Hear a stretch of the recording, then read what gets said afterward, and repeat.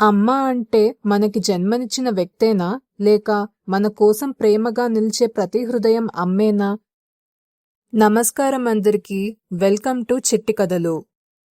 అమ్మ అంటే మనకి జన్మనిచ్చిన వ్యక్తేనా? లేక మన కోసం నిస్వార్థంగా నిలిచే ప్రతి హృదయం అమ్మేనా? ఒక అమ్మమ్మ, ఒక తల్లి, ఒక పిన్ని, ముగ్గురు మహిళలు ఒక అమ్మాయి జీవితంలో ఎలా అమ్మలుగా నిలిచారో తెలుసుకోవాలంటే ఈ ఎమోషనల్ కథను స్కిప్ చేయకుండా చివరి వరకు చూడండి. ఒక చిన్న కుటుంబంలో ఉమాదేవి, వాగ్దేవి, అరుణ, తేజస్విని కలిసి ఉండేవారు. ఉమాదేవి కష్టపడి చిల్లీ పౌడర్ బిజినెస్ నడిపేది. వాగ్దేవి గృహిణి, తన కూతుర్ని ఎంతో ప్రేమగా చూసుకునేది. అరుణ క్లాతింగ్ అండ్ జ్యువెలరీ బిజినెస్ చూసుకుంటూ తన చిన్న పాపని మ్యూజిక్కి పంపిస్తూ చూసుకునేది.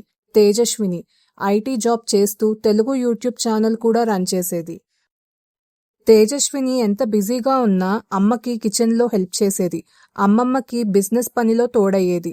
పిన్ని కూతురితో హోంవర్క్ చేయించేది. ఆ చిన్న పాప, అక్క నువ్వు ఎప్పుడు వస్తావ్ అని ప్రతిరోజు అడిగేది. ఒకరోజు తేజస్విని ఆఫీస్ వర్క్తో చాలా టైర్డ్గా ఇంటికి వచ్చింది. కానీ ఇంట్లో చూసిందేమిటంటే అమ్మమ్మ ఇంకా చిల్లీ పౌడర్ ప్యాకింగ్ చేస్తోంది. అమ్మ కిచెన్లో పని చేస్తుంది. పిన్ని ఆర్డర్స్ ప్యాక్ చేస్తుంది. చిన్నపాప మ్యూజిక్ ప్రాక్టీస్ చేస్తుంది.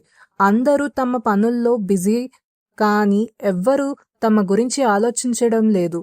అందరూ కుటుంబం కోసం కష్టపడుతున్నారు.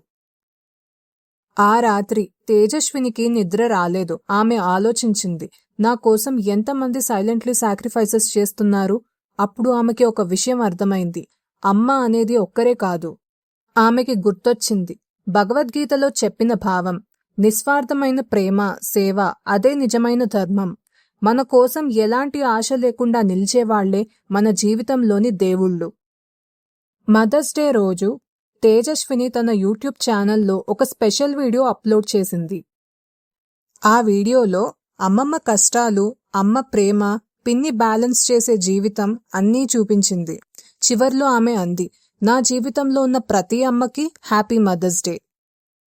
అది చూసి అమ్మ, పిన్ని ముగ్గురి కళ్ళల్లో ఆనందపు కన్నీళ్లు వచ్చాయి. చిన్నపాప వచ్చి తేజస్వినిని హగ్ చేసుకుంది. గుర్తుంచుకోండి, అమ్మ అనేది ఒక రూపం కాదు. మన కోసం ప్రేమగా, నిస్వార్థంగా నిలిచే ప్రతి హృదయం అమ్మే. భగవద్గీతలో చెప్పినట్టే ప్రేమ, సేవ, త్యాగమే నిజమైన ధర్మం. మీ జీవితంలో మీకు అమ్మలాంటి వ్యక్తి ఎవరు? కమెంట్లో తప్పకుండా చెప్పండి. ఈ కథ మీ హృదయాన్ని తాకితే ఒక లైక్ ఇవ్వండి.